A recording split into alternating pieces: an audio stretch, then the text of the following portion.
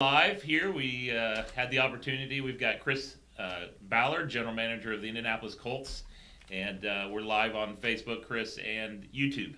I think on Instagram. Not Instagram. Not Instagram. So anyhow, it's all good. Chris, thanks for joining us. Thank you all. I appreciate you having me. Well, and the way this all came about was through a mutual acquaintance with Tyler Trent and the Trent family.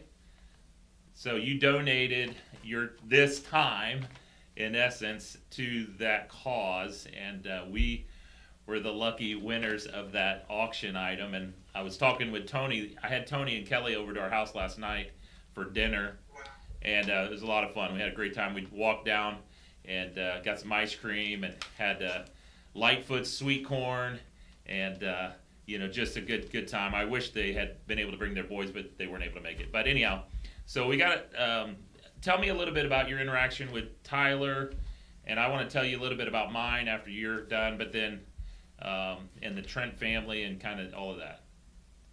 Well, I'll never forget watching the Purdue game when they beat Ohio State that year, and they told the story of Tyler. And Tyler had been out to our complex, and it was one of those days where, for whatever reason, I didn't get a chance to meet him or really hear his story. And I heard his story, and I just wanted to meet the young man, so I reached out to a mutual acquaintance, and Tony reached out to me, and I ended up going by the house, one Friday afternoon and staying for a couple hours, and then, I couldn't stay away. Tyler had such a powerful presence about him. I couldn't stay away, so every chance I got, usually it was every Friday, I would stop in and visit with Tyler, and then ended up, getting to know the entire family. Mm-hmm. Just the power of Tyler's faith, the entire Trent family's faith. Yeah. It was an example about, how to really live your faith and believe. I remember telling, the family that Tyler's legacy was going to live much longer than us here on earth. Yeah. And Tyler, the difference, even though he's now in heaven, and in a much better place, we don't forget that. Yeah. But he's in a much better place. But Tyler's impact is still affecting everybody today. Yeah. And very glad. Sometimes God puts people into your lives that is unexpected, and I was fortunate to get to know this entire family. Yeah. And Tyler specifically. Yeah. Yeah. I met Tyler. He was a junior in high school, and I want to say 6 or 7 years ago. But my wife and I went into the Best Buy there at 146th, and he was on the floor and ready to serve us and ready to help us, and just what you're talking about, that just oozed off of him. He was just like, I'm just like, this kid is a phenomenal leader, and he's very smart about the products. He just I'm like, oh my gosh, literally standing there in Best Buy saying to my wife, I gotta figure out how to hire this kid. And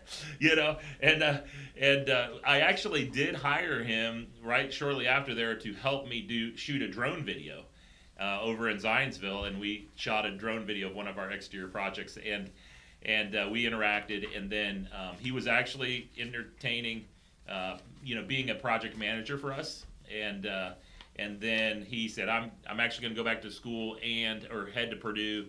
And he also knew that the cancer had come back at that time, so he kind of bowed out of that. But that initial meet was exactly what you're talking about. It was just phenomenal. So. Well, here's the thing about Tyler, that it was never about him. Like, all he was ever, during our brief moments together, that 3 or 4 months that I got to know him. It was always about mom and dad, his brothers, and about others. Yeah. And in that, you want to talk about somebody that lives their faith. Yeah. And at a young age, how Yeah. It took me really into my 40s before I really, Yeah. lived it, and I still fail. Yeah. I still fall short. Yeah. And Tyler, at a young age, just got it. And Yeah. he lived it, and he was living proof Yeah.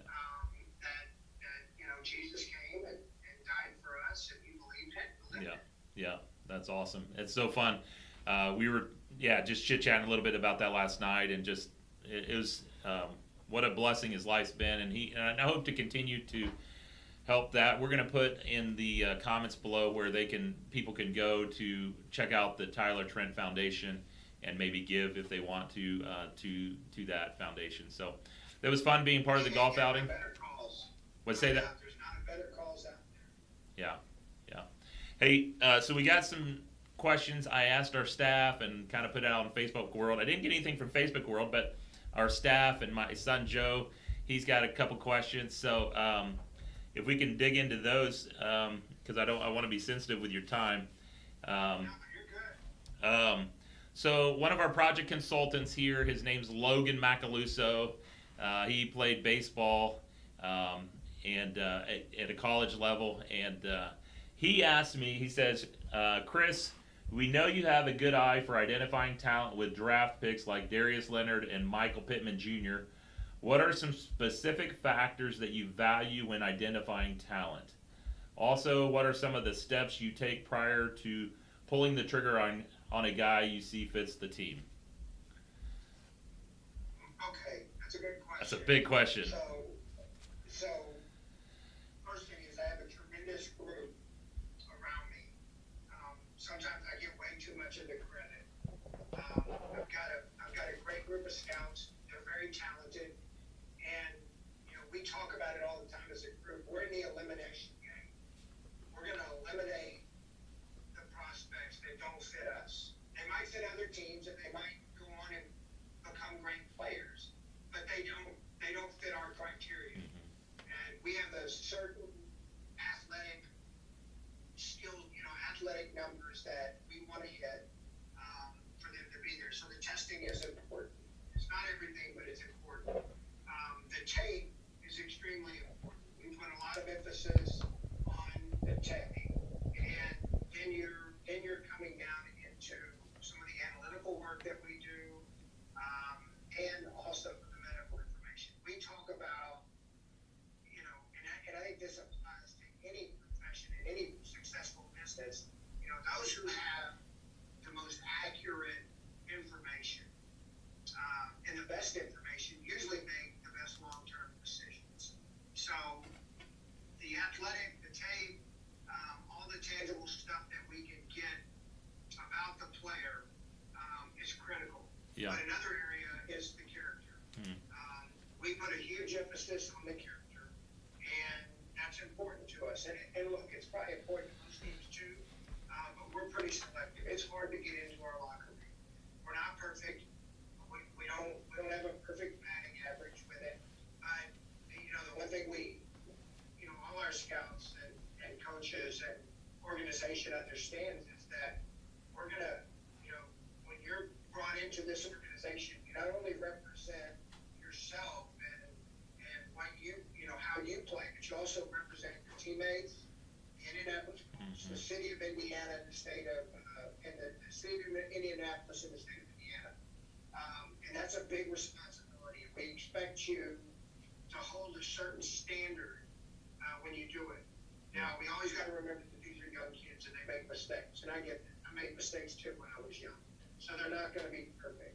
But the type of teammate they are, the type of work ethic they have, their will to be the best they can be at their craft. They got to have a certain empathy and humbleness for others. Those are big emphasis, and we probably spend as much time digging on the character of the person and of the player as we do on the talent. Talent is, you got to have enough talent to play at our league. You got to have enough talent to whatever profession you're in to succeed. But we think one of the determining factors of success of players in our league is their character. Yeah. There's going to be pitfall points where it's going to get really hard. moments when it gets really hard. There's moments in school when you're a student it gets really hard, and there's moments in this league when it gets really hard. You have to make a decision where your character helps determine, I think, which way you go. Yeah. And, you know, the ability to handle adversity, to handle failure, because it's going to happen to all of us at some point. Yeah. And how we handle that is what determines success. Mm-hmm. We learn more and we grow more through our failures. Mm-hmm. Our successes, that's easy. Those, everybody loves those. Yeah. But it's through the failures and our bad moments that's when we're going to have our greatest moments of growth. Yeah. If we allow it to happen. Yeah, pushing yourself to the point of failure is a big deal. Last night after the Trents left about 9:30. One of my other son, I have 5 boys and 1 girl, but Benjamin, my oldest boy, was there, and he had come in with a friend of his who is in the military, and he was telling us he's been in 7 weeks. Trevor been in about 7 weeks and has been through a couple of different camps, and he was telling us about pushing to the point of failure.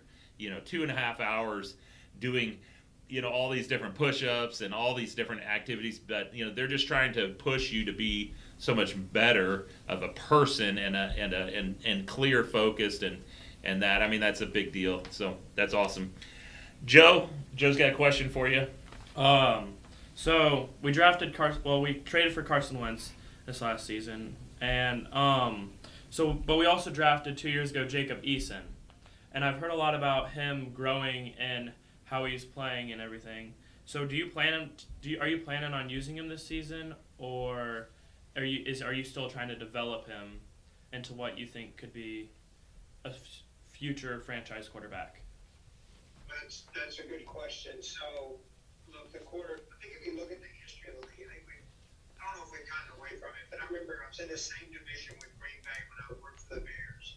And Green Bay did a tremendous job with the quarterback position. They would draft them, and they would draft one every year. So if you just look at their history, from Mark Brunell, even when they had Brett Favre, they still drafted Mark Brunell, who went on to be a great quarterback in the league. They still drafted Hasselbeck, who went on to be a great quarterback in the league. I just think when you find some quarterbacks that you like in the draft, you take them no matter what, no matter who you got. They took Aaron Rodgers and set him on the bench for 3 years, took him in the first round. So it's just a position, and I think everybody understands the importance of position. I mean, it's not the only reason you win, but you got to have good play at the quarterback position to win. So we like Jacob Eason. We like his progression. He'll compete with our other guys. We also took Sam Ellinger this year in the 6th.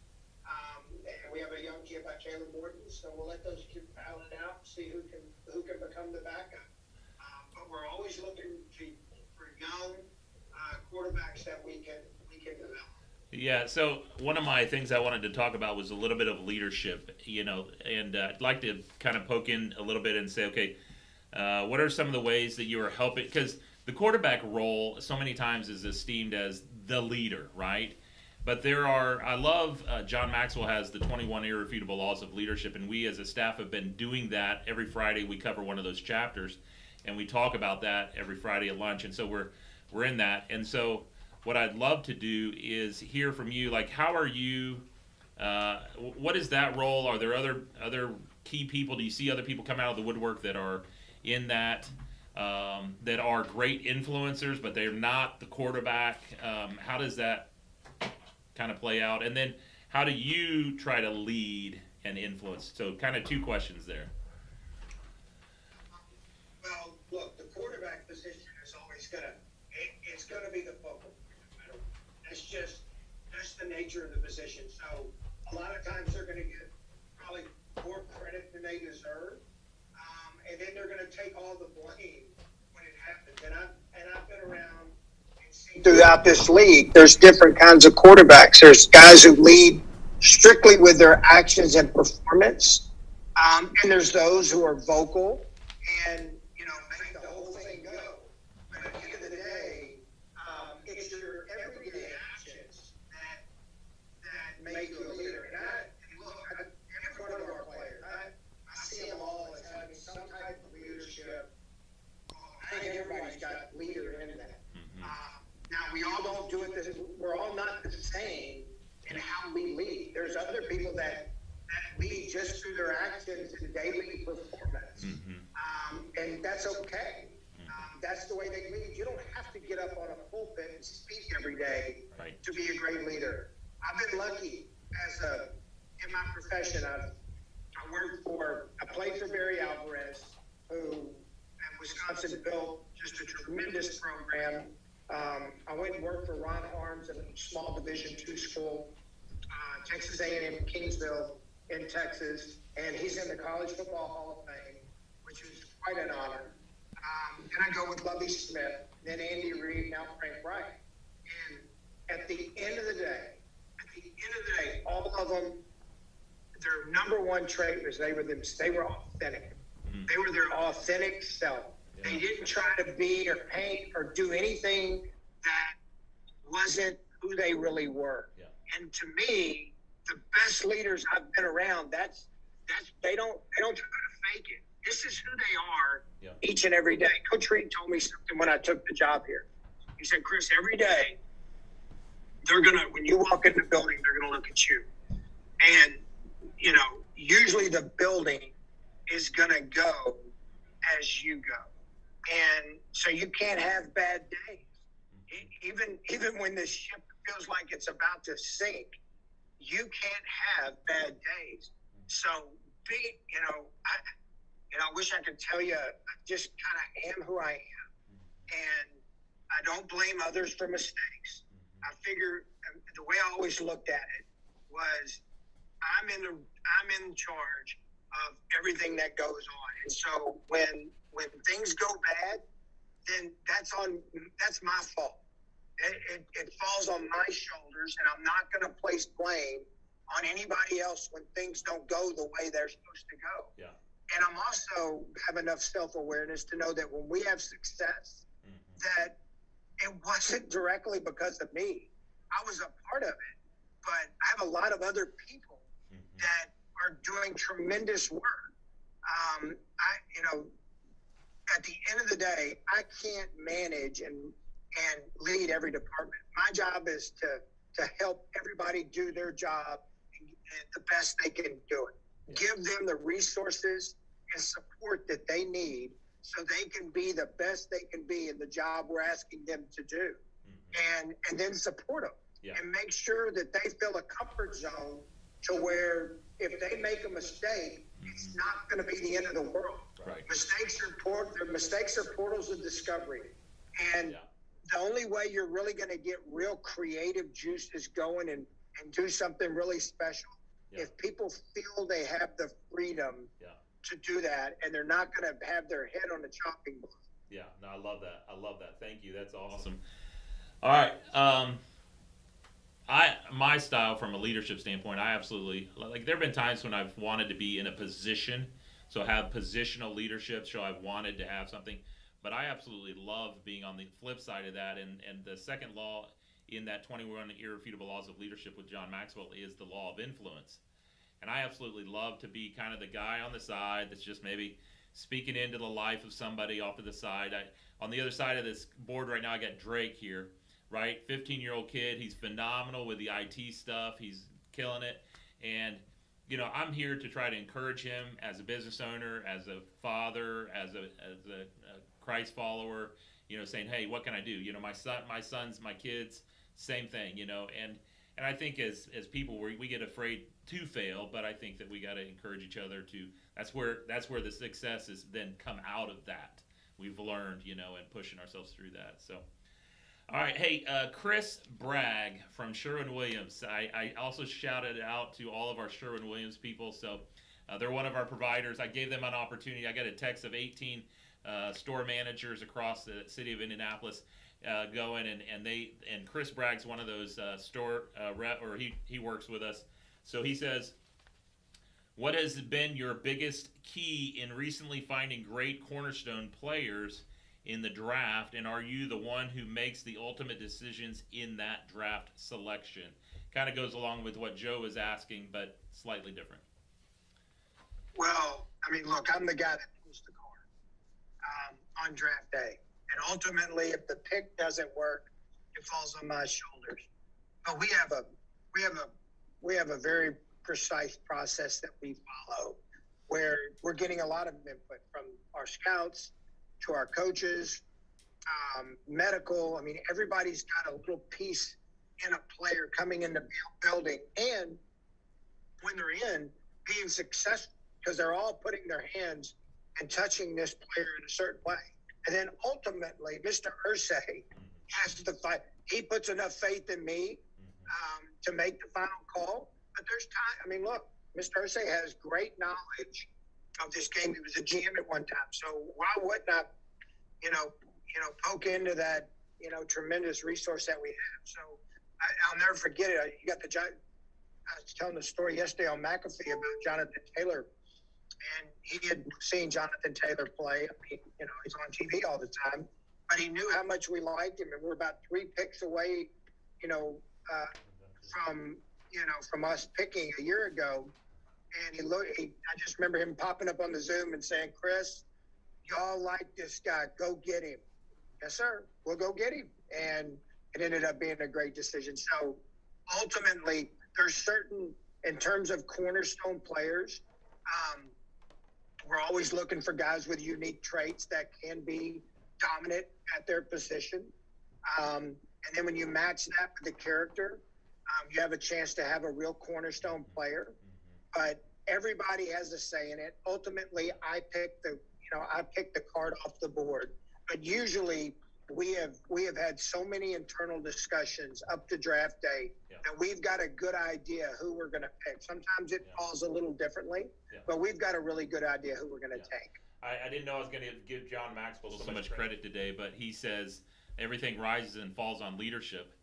And I remember my dad saying that, and I've heard that numerous times and reading through his books and stuff like that. But I absolutely love leadership. I think God gifts different people with different levels of that, and I do agree 100% with what you're saying, that everybody is a leader and can be a leader. It just maybe looks different, and how you lead. And then but when I think about that weight going on my shoulders, it's not a weight, because I love to lead. And so, but on the other flip side of that is when I look for strength, I'm not looking to me for strength. I'm looking to Christ as my Savior, ultimately, for strength. And so He empowers me to be able to lead the way I need to be lead, or the way I'm called to. And I think that's probably, I think it's a great thing. So, all right. If we don't have a moral compass that keeps us grounded. I mean, this is, what I get to do is very intoxicating. And you better keep in perspective that, one, it's a gift.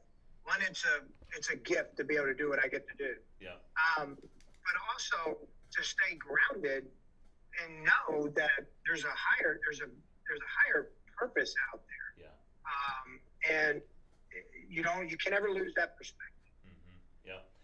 All right, so you might have some connections with this man, a great friend of mine growing up. His name's Mike Kirby Myers, nickname's Kirby. He goes by Kirby Myers. He worked started a church in Brownsburg years ago, and then just recently several years ago moved out to Indianapolis, and was the FCA director at the Naval Academy, and in charge of that. And now just recently moved to West Virginia and is the FCA director there. He wanted me to ask the question about Carson Wentz, and he says, Wentz is a high character guy and a man of integrity. How much did that factor in as you pursued him to be the next quarterback of the Colts? Look, this organization has been very fortunate. Even all the way, you go back to Johnny Unitas. We forget about the Baltimore days, but that's part of our Colt history. But Peyton Manning, Andrew Luck, Jacoby had tremendous character. So did Phillip Rivers. I mean, what a list of men that were standing on the shoulders of one another. So you have to take that into account. And Carson stands for all the right things. I mean, I think we all know Carson deeply, deeply lives his faith. And it's very important to him. And I think he's going to be a great representative, not only for the organization, but for our city. And will stand up and make everybody proud, not only with the way he plays, but how he lives his life. Yeah, that's awesome. So he didn't ask this question, but it fits inside of this: is who's the current chaplain of the Colts? And Joe wants to know if he can come fill in for the chaplain sometime. Simpson. So Eric Simpson is our current chaplain, and he's tremendous. He's got a very close relationship with Frank and our players. We also have Father Hunter, who is our Catholic priest, which I am Catholic. We have some Catholic players on our team and staff. So we have two very good ones. Yeah. But I would tell you, Eric is probably our lead guy, and most guys go to, and Eric Simpson is tremendous. Outstanding human being. That's awesome. All right, Joe's got another question for you. With the season coming up, with Marlon Mack, he went out the first game of last season, and then Jonathan Taylor coming through and showing us how amazing he is, and then also having Nyheim Hines as another great running back who can catch the short passes and take it far. What are your plans, with Marlon Mack and Jonathan Taylor both being our number one at one point? What's your plan with doing for this season with them? That's a good question. I have enough faith between Frank and Marcus Brady and our whole offensive staff. They'll find a way to use all of those guys. It's a long season. There's 17 games in a season. And at every position, you can never have enough depth. We're obsessed with it. And a chance to get Marlon back, who, the year before was coming off a big season in 19, and really at the end of 18, he had a big season too. So we think we can do some things, and I know our offensive staff thinks they can find ways to use all of them. We also got another back, Jordan Wilkins, that just kind of gets overshadowed sometimes. That is a very talented kid. So we feel good about the depth, knock on wood, because that can change in a snap. But I think Frank and them will find a way to use all of them. We think all of them have a pretty unique skill set. They're all a little different. We do believe, Jonathan Taylor has got real special in him. And it's hard to find guys with his height, weight, and speed. And let me tell you this about the group. This is what really makes them all special. None of them are selfish. They all root for each other. If all of a sudden you look up and watch Marlon Mack have 150 yards or Nyheim Hines have 120 yards, all the other backs are going to support them. There's no jealousy in there. They're all competitive. They all want to play, but they all support each other. That's a beautiful thing. Yeah, that's awesome. So there's a book out there called The Ideal Team Player.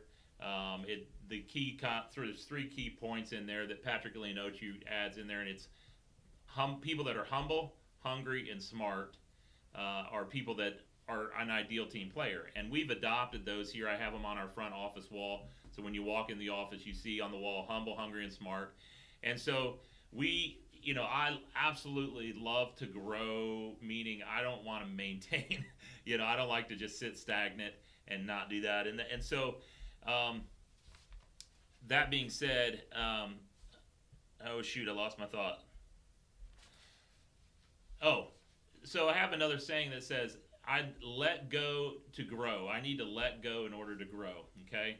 So back in the day when I was on the job site, I'd be painting, and then I had to step away from the job site, give that to guys. I hear you talking about, here you get this, the team finds this player, then you hand him over to the coaches and stuff like that. Is it hard to let go of some decisions? But from my standpoint, I know when I let go of some of those decisions, we as a company grow. And so is it hard? Are there things out there inside your world that are hard to let go of? No, not at all. Look, I think it was Steve Jobs that said we don't hire smart people and tell them what to do. We hire them to tell us what to do. Good. So Yeah. I have no problem letting go. Almost to a fault sometimes. Mm-hmm. I've got to be reminded because I try. I mean, I do. I have great faith and trust in everybody that works in our building. They know the standard. They know the expectations, and I trust them to get it done. Yeah. Not many people know, but I don't know if I've said it on the air or not, but maybe you're the first. I had COVID last year in December, so I missed Oakland and Houston, and for those 2 weeks I had to work at home, and it was amazing that all the stuff that kept running when I was gone, and then I get back, and all of a sudden people start coming to my door, like they do. They'll come to me wanting answers, and I said, for 2 weeks you didn't need me for these answers. Right. I said, let's keep operating in that. Unless it gets to critical mass, and it's a critical decision that you think I need to be involved in, just let's roll. Yeah. And we'll make the right decision. We have great processes in place, right. Great people in place who I think are good decision makers, which I don't think you can ever underestimate the power of being a good decision maker and not being somebody that makes a decision on a rash, just a gut feeling. You have a good process in place of how we're going to make them, and you roll and you move forward, and that's why we have it set up that way. Yeah, that's awesome. Yeah, because I've definitely found that when I do let go and I trust, we win. We move forward. The whole team wins. They're empowered. They're doing their thing. I don't need, as soon as I micromanage and grab a hold and close my hands, it stifles everything. So, but awesome. All right. Hey, so Krista York, shout out to our front office, Krista York. She takes all the incoming calls, and she's the first voice that people hear when they call our office. So she's a huge blessing to our company. But she had a question. What are some simple life decisions you do to make yourself better? That's good. Always tell the truth, good and bad, when you have to. To me, that makes life so much easier. People ask why I'm not. I don't mind handling media, and do it because every time I come up, I tell the truth. Yeah. And I don't ever sugarcoat it. It is what it is. This is the truth. Yeah. And then don't be afraid of failure. Yeah. I think one of the hardest things now I'm going to my parent role here. One of the hardest things as a parent is to let our kids fail, but it's also the greatest gift we can give them. To let them fail and not save them. Doesn't mean we can't guide and help, but they've got to be able to, our kids have got to be able to figure out the problem, and they've got to be able to solve it, because they might not like it in the moment, but when they get into life and they're living through life and they're able to solve problems, that's going to be one of the greatest gifts we give. Yeah, no, that's good. And okay, so one thing that I love to do around here is I love to help, and recently we've done a lot of career fairs and stuff like that. So we're going into these high schools and talking to kids and trying to help them discover who they are. You've got a lot of young men and women, I'm sure, that are there just trying to figure out, do I like what I'm doing? Whether they're a player or whether they're a coach or whether they're whatever they're doing. And we have people that are just trying to figure out what they're doing. So in that, I kind of call it, obviously that's self-discovery. You've done some of that yourself. I've done some of that. It's a big thing for me personally. I wrote down here, I love impacting young people and helping them discover what they love to do, even if they don't come to work for me. Give us a time where you help someone discover who they are, or maybe when you discovered a little bit about who you are. So that when that aha moment happens for these young people, no matter how young they are or how old we are, honestly, that's a real fun thing as a leader. So maybe you have a time where you help someone discover that. I could probably give that better from my perspective. Yeah. I had no idea what I wanted to do in life. Zero. I graduated from University of Wisconsin, searching for what I wanted to do. I was going to go to law school, but I kept feeling the tug of football. So I went and coached at a junior high, Hitchcock Junior High, right out of college, and then ended up being a GA at Texas A&M Kingsville before they hired me full time. Mm-hmm. Well, for about a 7-8 year stretch there, I didn't make more than $30,000. But I really found kind of my way of what I wanted to do and how much I was passionate about football. And I'll never forget, in my second year in the league, I was working for the Bears. I wasn't making $33,000, $34,000 as a scout, which I was fortunate to be a scout, so I was grateful for it. And I got a job offer from University of Houston to coach their secondary, and it would have, almost quadrupled my money. And I lived in Houston at the time, and I remember telling my wife, I said, I'm not going to take it. I think I found what I love to do, and I'm passionate about it. Coach Alvarez used to always tell us that, find something you're passionate about and you love to do, and then get somebody to pay you for it. Mm-hmm. And I feel fortunate that I've been able to do that.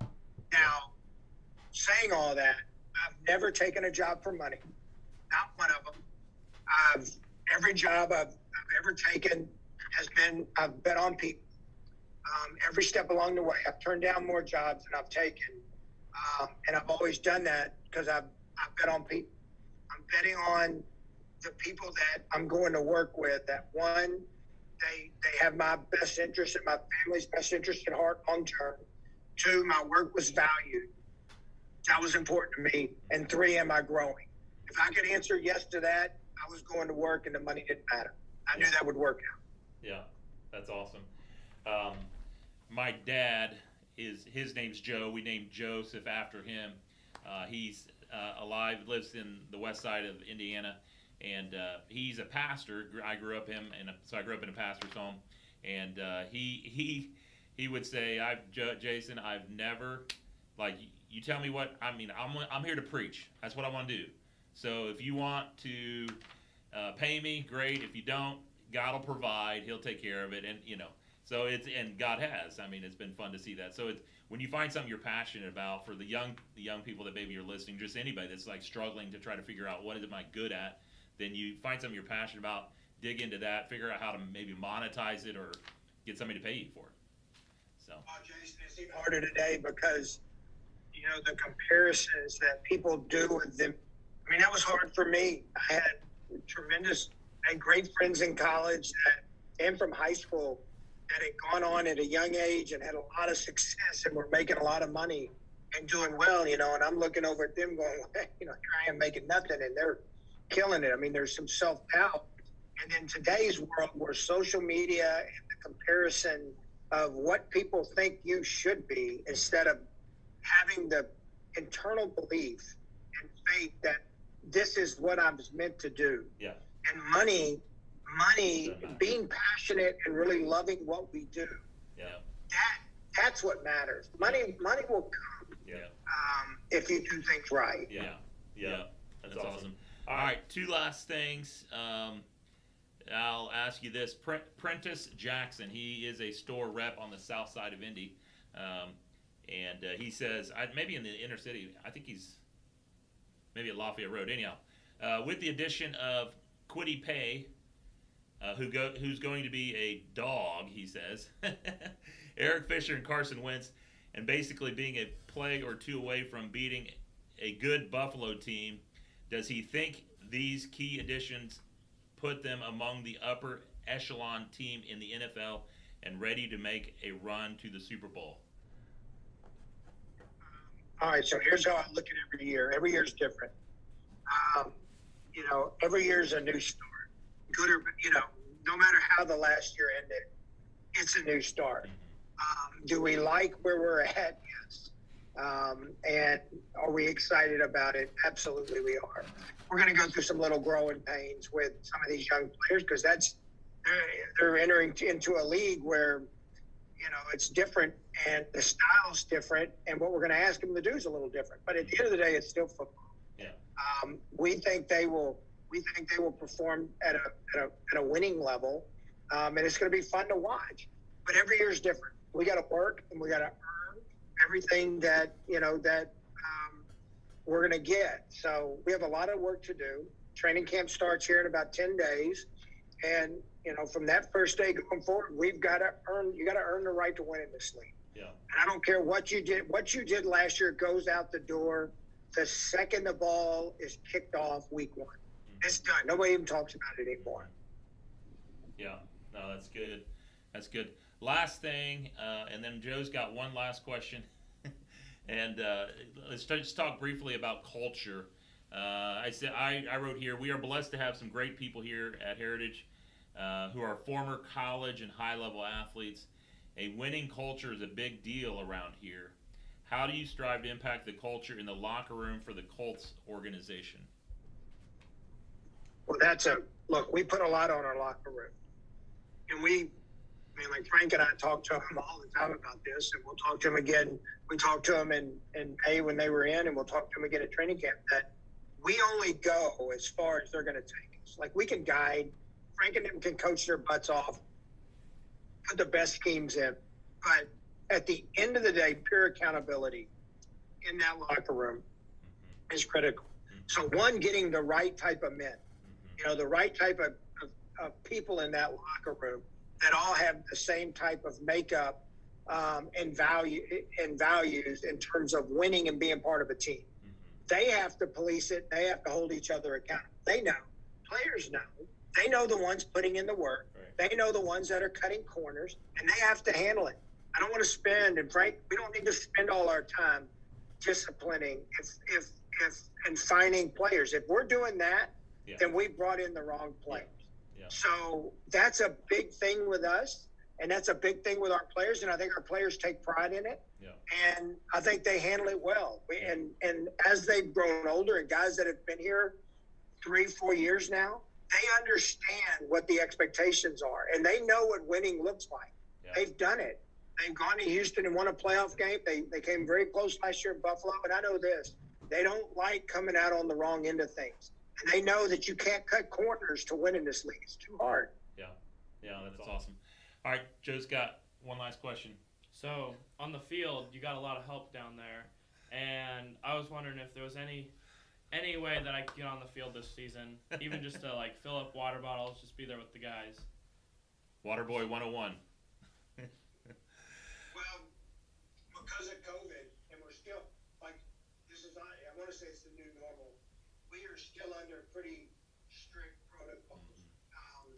But saying that, because one day when hopefully we get some normalcy, we'll have you out. We'll have you out in camp. And see if we can find something for you to do. I'm sure we can. Yeah. Thank you. Chris, thanks for giving Heritage Custom Painting a minute, and more importantly, thanks for giving the Trent family and the Tyler Trent Foundation space and your care. And Tony was saying last night that you would go over to the house weekly and hang with Tyler, or he said weekly, and I don't know if that was anyhow, but good, great, great family. We painted their house last summer, and it was interesting because I pulled up to do an estimate at their house, and I didn't put 2 and 2 together that this is Tyler's mom and dad, and he had never heard the story that I shared earlier. And I'm standing with him and the dots are finally connecting in my head. Wait, this is Tyler's dad. I'm like, wait a minute, are you Tyler's dad? And then I told him the story, and it's been a great connection, great friendship. So Thank you for giving. And thanks for having me on. Yeah. Wish you all the best. Thanks. Don't ever hesitate to call me if you need me. Yeah. Thanks, Chris. Appreciate it. Thanks, guys. Appreciate y'all. Thanks.